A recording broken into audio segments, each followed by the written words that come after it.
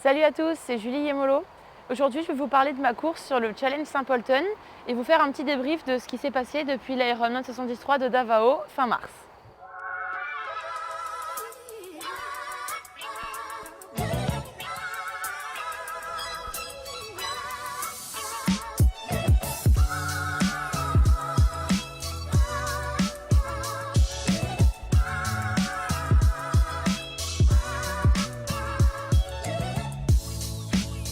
Alors du coup, à la suite de Davao, ça a été un petit peu compliqué pour moi de se remettre dans un rythme d'entraînement puisque en fait, entre le trajet où je suis partie là-bas 10 jours avant la course, où c'était un peu compliqué de s'entraîner sur place, et le temps de rentrer chez moi et de se remettre dans une routine d'entraînement, j'ai perdu pas mal de temps et ça m'a un petit peu mis en retard sur mon cycle d'entraînement.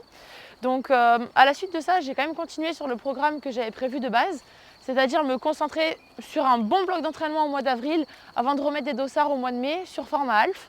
Et à la base, le plan qui était prévu, c'était à la suite de ça de s'entraîner au mois de juin sur un bloc pour préparer mon premier full, et je ciblais une course entre mi-juin et mi-juillet. Bon, finalement, le plan change puisque en fait, les courses que j'ai réussi à produire là au mois de mai ne sont pas à la hauteur de mes espérances. J'ai fait ma première course sur format half la semaine dernière sur le Challenge Fréjus. C'était prévu pour moi d'enchaîner la première étape du Grand Prix de première division et le lendemain le challenge donc au format half. Je m'attendais bien sûr à ne pas avoir les meilleures jambes du monde, mais c'était un peu décevant parce que malgré ça, je ne m'attendais pas à de si mauvaises sensations et j'ai été assez déçue de ma course. Pour le raconter brièvement, je sors première de la natation. Bon, ça ne suffit pas à faire une belle course. Derrière en vélo, en fait, j'ai subi du début à la fin. Les jambes n'étaient pas au rendez-vous, j'avais pas de bonnes sensations. Et sur la course à pied, j'ai pas réussi à sortir un beau chrono. Pourtant, j'avais de bonnes sensations et de meilleures allures quand on était sur la partie goudronnée de la base nature. Mais à l'inverse, je me sentais beaucoup moins à l'aise sur les parties avec des cailloux, sur les chemins, un peu d'herbe, voilà. Donc au final, une course qui est vraiment pas à la hauteur de ce que je visais là-bas.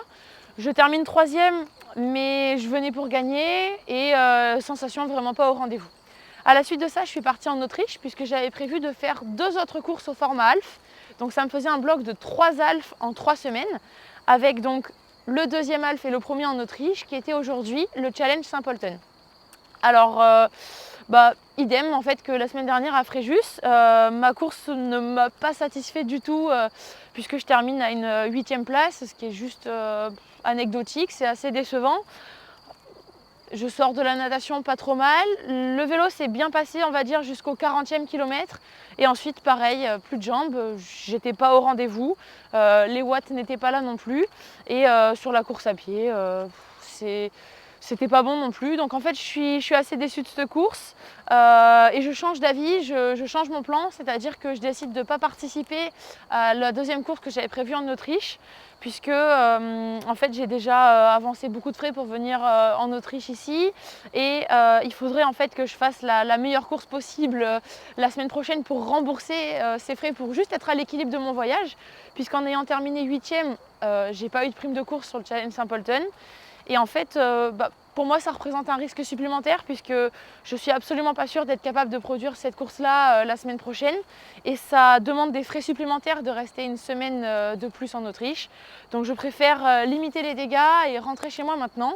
Ce qui va aussi me permettre de me reconcentrer plus tôt sur un bloc d'entraînement, sur un processus, tout reprendre comme il faut, refaire les choses pour corriger ce qui ne fonctionne pas et permettre de réparer au plus vite cette situation qui est assez désagréable pour moi, puisque la saison 2023 elle est encore longue, on est seulement au mois de mai.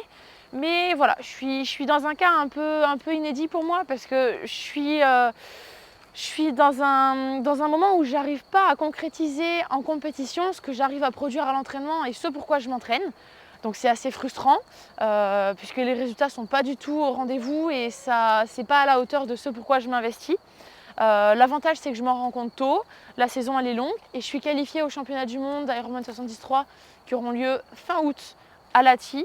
Donc entre fin mai et fin août, ça me laisse quand même beaucoup de temps pour remettre des blocs d'entraînement, corriger tout ce qui ne fonctionne pas et espérer que ça marche le plus vite possible. Donc voilà, j'aurais aimé moi vous dire que tout se passe bien, que mes compètes me font plaisir, que les résultats sont au rendez-vous. malheureusement, c'est pas toujours le cas.